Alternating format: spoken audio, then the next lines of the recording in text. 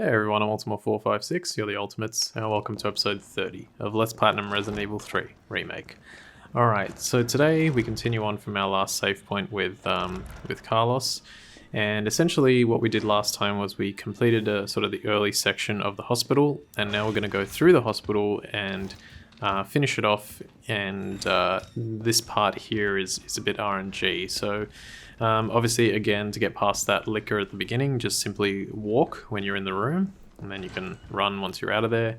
You can go through behind the counter here to get there a little bit quicker.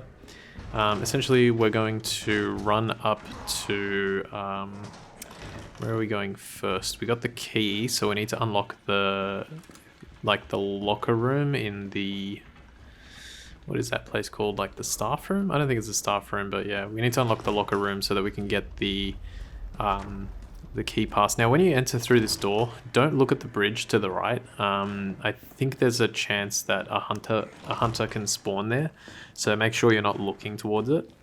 Now, take this zombie out, hit him a few times, and then shoot him. There you go, and up until he's dead. Now we're going to go over here. I'm going to unlock this door with the key. And you need to grab the flash grenade in here, which is the last locker on at the end here, and the key card in this one. There's nothing else in any of the other lockers. They're all empty apart from the zombie that's in the locker to the right. Now the reason we shot that zombie is because all these zombies get up and they can attack you. What we're going to do here, another big thanks to Carcinogen, I don't know who found this out, but essentially if you flip the camera up and just run towards the door, the hunter won't attack you. I don't even know if it attacks you if you're just looking directly at it. I assume the chance of that happening would be much higher, but I don't know if it's guaranteed. Then you just run into that little safe room, grab those items. Now here's the hunter and he's on the other side of the bridge. You have to wait for him to run across the bridge. Once he gets there, just run past him. It takes a while for him to turn, so you can do that. Then you can see he gets pretty close, but close is not good enough. Then you just walk through here. The liquor should almost always be just to the right here or a little bit further in. The code is 93. I'm going to get the double magazine or dual magazines for the assault rifle. And now you're just going to kind of walk around. Once you get here you can run because he kind of reacts wildly and he doesn't know where he is. Now this is a little bit difficult, but you have to shoot and kill this pale head and just keep aiming at his head and keep shooting like constantly. Now he knows I have 11 bullets here. I'm actually going to use all of them up, and it's even better, like confirm that he's dead, and then I used all of them up by missing, and that was reducing my DA rank. And then by equipping the dual magazine after that, I can actually get a full 64 bullets in. Alright, now this is the biggest RNG section. Open the door slightly, go back through here. This is why we need to kill the pale head. Stay here for a second, I reloaded my gun. Now we're going to go through, and we need to, this was a terrible throw, but we need to try and throw the grenade in here. Excuse me. It stunned them. I was able to get past. This one got me. I was able to get past. Then I grabbed the audio cassette, and then I tried to run over here, got hit again, threw the flash, and then I avoided this one, avoided the other one, and I got out. It's very possible to do this with one flash grenade. It's probably even possible to do it without any flash grenades, but if you do it with two and you have the amount of flash grenades that I have, which I think was 3 at this stage, it's plenty, you're fine. Then just jump out of that window, and now we're down at the bottom again, and we've got to go. I was checking for the assault rifle ammo, but I did this like the day after, so I had forgotten that I had already got it. So we got the audio cassette tape, so now we're heading to Dr. Bards' office, but we have to take out all these zombies to make life easier. This can be a pretty risky section, so you definitely want to stand back. Having the dual magazines really helps here. Like I shot for ages there. I only had 1 bullet left, but I shot for long enough, and I had enough bullets left to finish them off. So keep shooting, keep shooting. Alright, so now everyone's down, and now it's just the checking game. So he's good. He's not dead yet, now he's dead. That one is good. And then I thought I checked a bit more. I think I was a little bit more confident this time around because I had done it a few times and I was like, okay, I think it's good. Grab a red herb here. And then go in here, we're going to collect flash grenade and a hand grenade, a bunch of assault rifle ammo, some handgun ammo, and yet another green herb. You don't need absolutely everything, but again, it's always better to have than have not. Assault rifle ammo there on the stretcher, and I just decided to pick up, I got rid of some stuff, put the audio cassette into the tape recorder, and pick up another green herb. Okay, now into Dr. Bard's office. So pretty simple, just try and use the audio cassette, wait until, I just realized that's why it opens.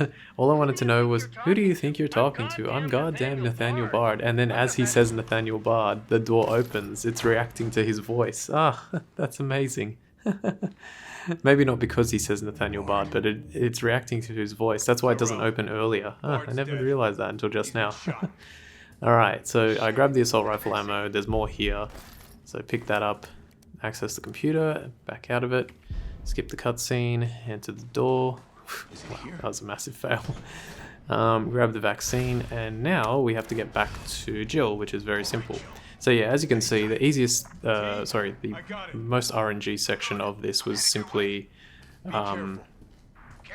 getting through those hunters. The rest is pretty fine. Now here, I actually, I should have run a little bit, but essentially throw the flash grenade there.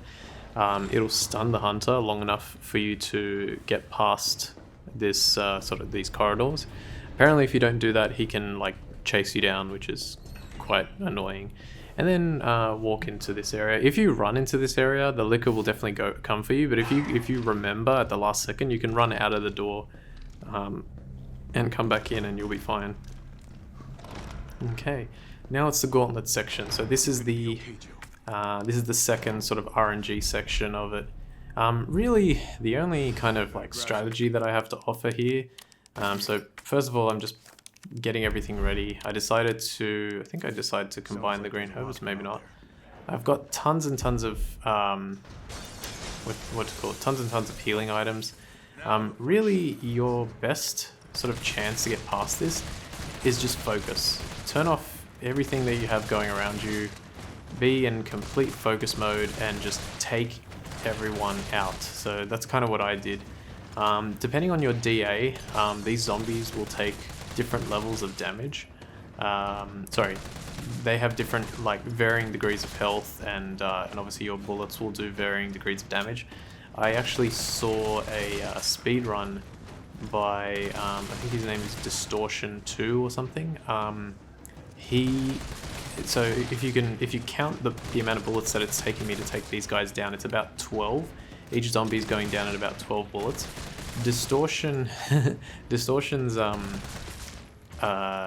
speedrun route is so refined that when he gets to this part, his DA rank is 11, which is the lowest you can possibly get on Inferno difficulty, and it takes him a measly 3 bullets to take out each of these zombies, which is insane.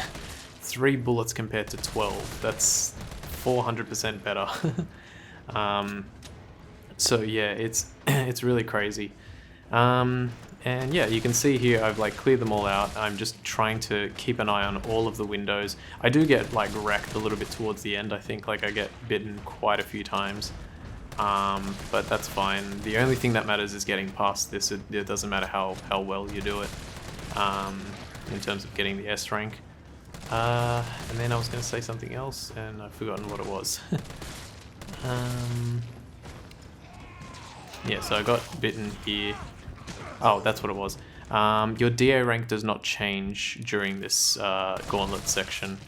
And that obviously makes sense because your DA rank would just explode in this section with all the shots that you're doing. Alright, so once this happens, get close to the door, get your grenade out, one of 2. Just stand near the door, throw the grenade, wait a second, and then the hunter will go down. So fantastic. And you want to make sure that you have the second grenade. Carlos can actually only get a maximum of 2 grenades in his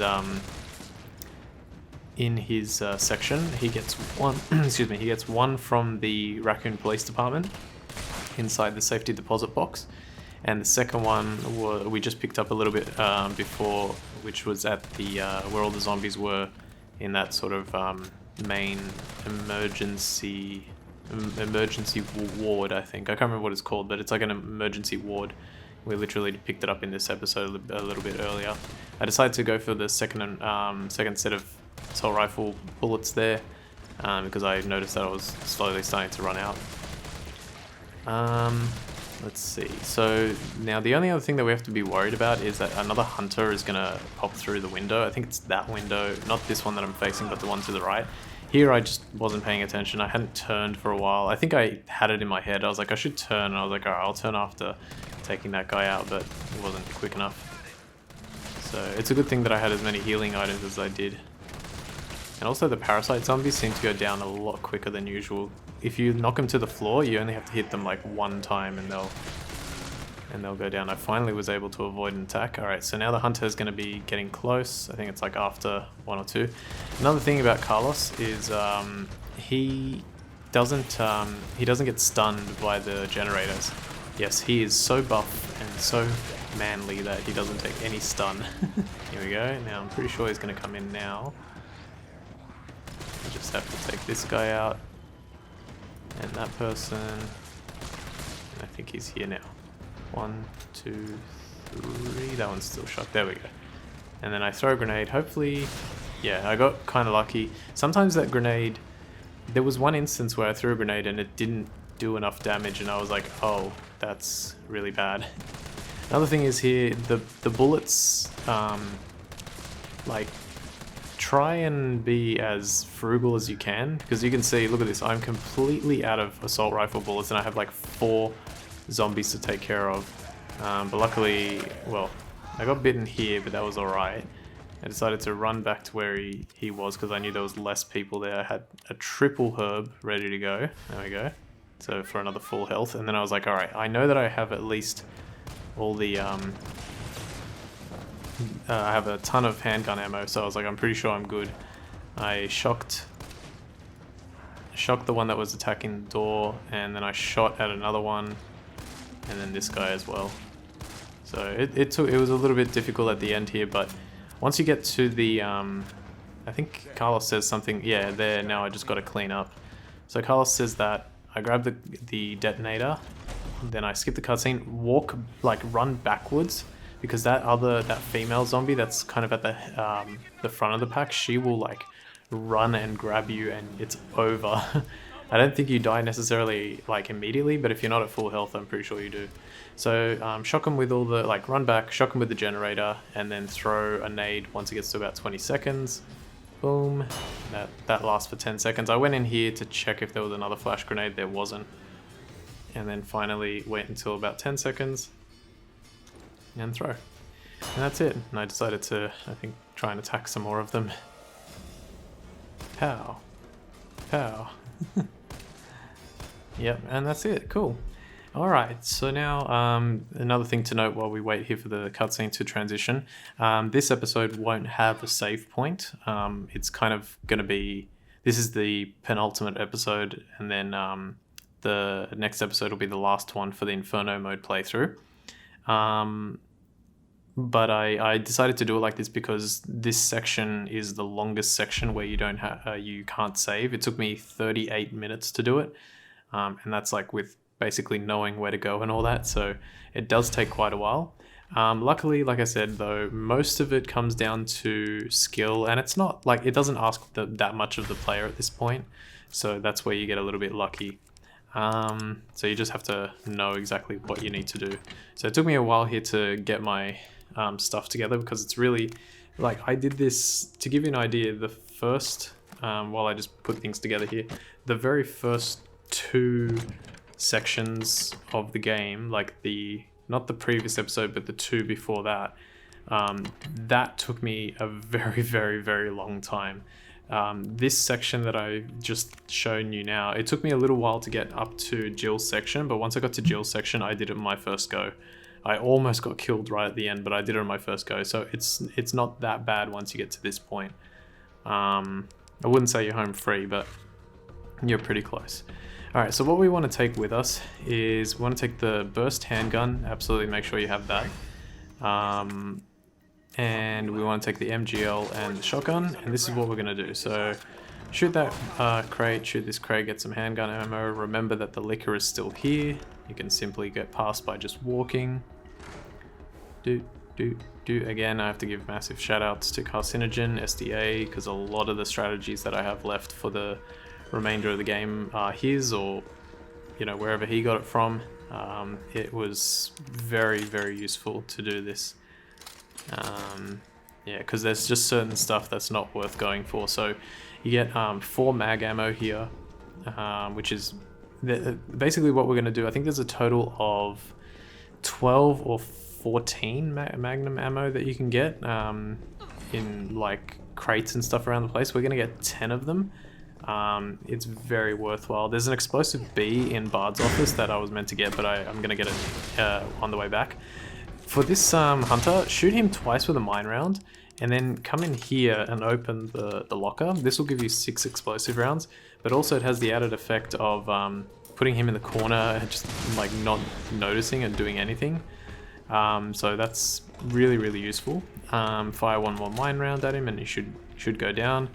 And now we've got another hunter, which he wasn't cooperating very much, but it's essentially the same thing. You want to shoot him twice with some mine rounds and then maybe shoot him once with a shotgun shell to finish him off. Hey guys, just interjecting myself here just to mention that there's a room to the left just before the locker room where we can pick up the hospital keycard, and in that room there are 3 zombies and a locker, and if you shoot all 3 zombies, use a shotgun shell so that it's easy to do. Shoot them all in the head, grab the 12 shotgun shells in there, and then because you've used 3 you'll have an extra 9, and having an extra 9 is better than having none at all. So yeah, just mentioning that because I forgot to do it in this playthrough. Alright, back to the game. So I was going to try and place a mine on the floor and let him run over it, but he just wasn't coming my way, so I was like, alright, I'll just mine round you to the face, mine round you to the face, and then wait, and then boom. Yeah. Also be very careful when you're placing the mine rounds because there's like a little bit of a delay. So like once you fire the mine round once, there's a bit of a delay before you can actually fire it a second time. So be wary of that.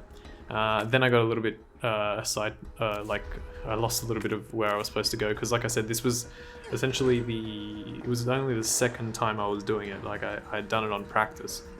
And then this was the second time I was doing it, and because I hadn't failed it, I was like, oh, I don't remember exactly where I'm supposed to go.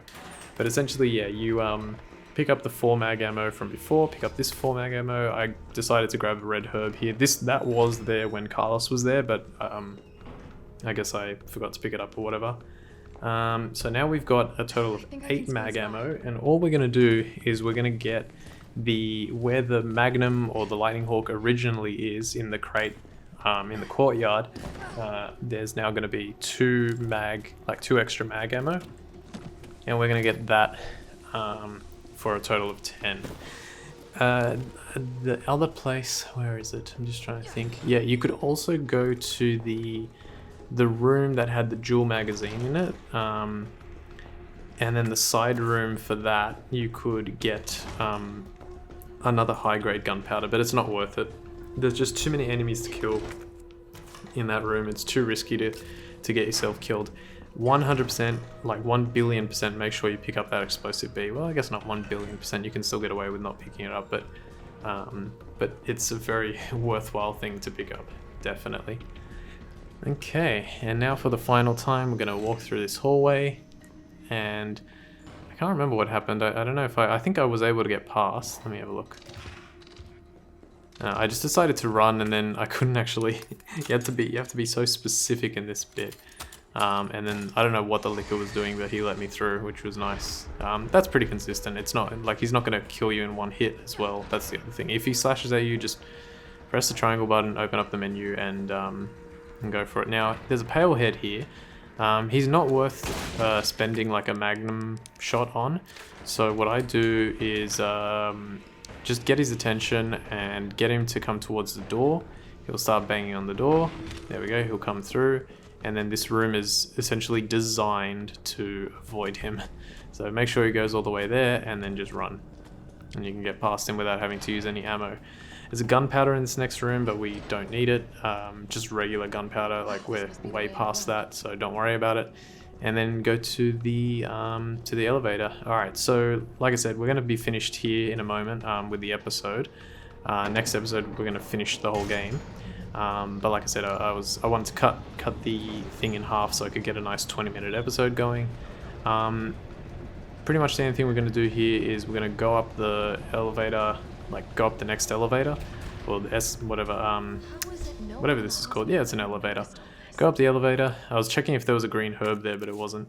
And then I do some inventory management, which takes me a little bit, like I said, because it was the first time I was sort of doing this section, or second time I was doing this section. I was like, what do I need again? And pretty much you have everything that you need, but yeah. Another thing, even if I wanted to save, like there's actually no save points until just before the third boss, just before Acid Nemesis is how he's referred to. So yeah, I would just like look at what I'm doing here, just try and get your inventory to look as close as mine. You want to take the MGL, you want to take the shotgun, you want to take the burst handgun, you want to take the lightning hawk, maybe a health item. I don't think, yeah, you don't need the lockpick anymore. The game still thinks the lockpick is not finished yet because you can still technically go back and use it on that last. I think I didn't get any shotgun shells, that's right. Anyway, I'm going to end it here. So I want to thank you all for watching episode 30 of Let's Platinum Resident Evil 3 Remake. My name's Ultima456, you're the Ultimates, and I'll see you next time.